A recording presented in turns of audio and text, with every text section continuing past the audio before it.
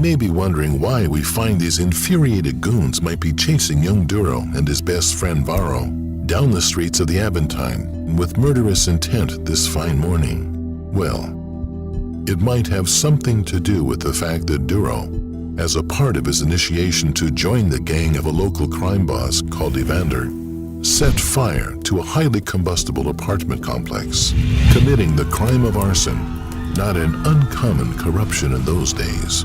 Arson was a high-stakes game. If you controlled the local fire brigade, as did Evander, you could extort the distraught owners of the burning building for prompt payment to put out the fire. Or you could offer to buy the burning buildings at criminally low prices. But lighting buildings on fire with insufficient guile, such as in broad daylight and lacking a credible alibi, could get you killed. Get the little maggots. Come on, faster, Varro, keep up. I'm trying, Duro. I'm running as hard as I can. I'm scared.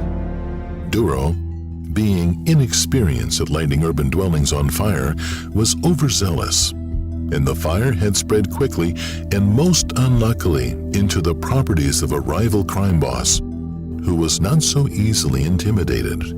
At this moment, Duro no longer worried whether he'd pleased Evander, the local crime boss with whom he had sought to curry favor, in order to join the ranks of his gang. Now, instead, he wondered if he'd live to see another day.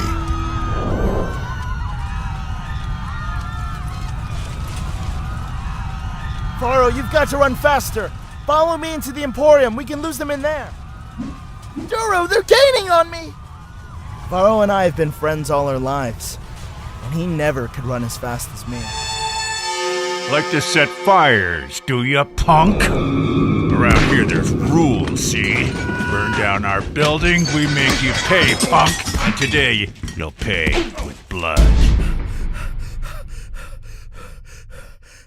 Don't let the other one get away!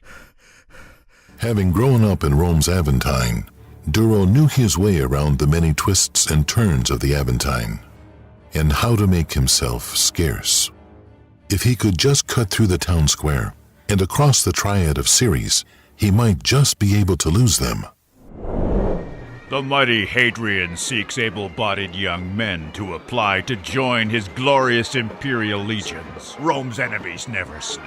Sons of Rome, citizens, do you think you have the backbone to stand against Rome's enemies, to win glory and honor for your family, for your name, for your emperor?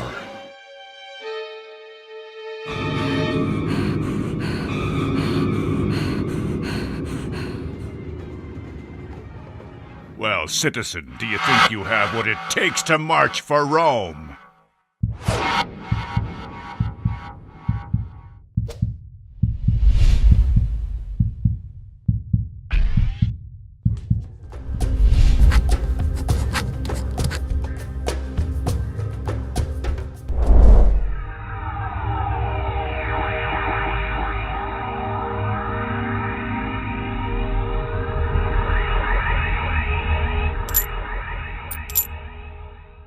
Duro lied that day that he was 18, but the centurion in charge of the recruitment that day wasn't going to make a fuss.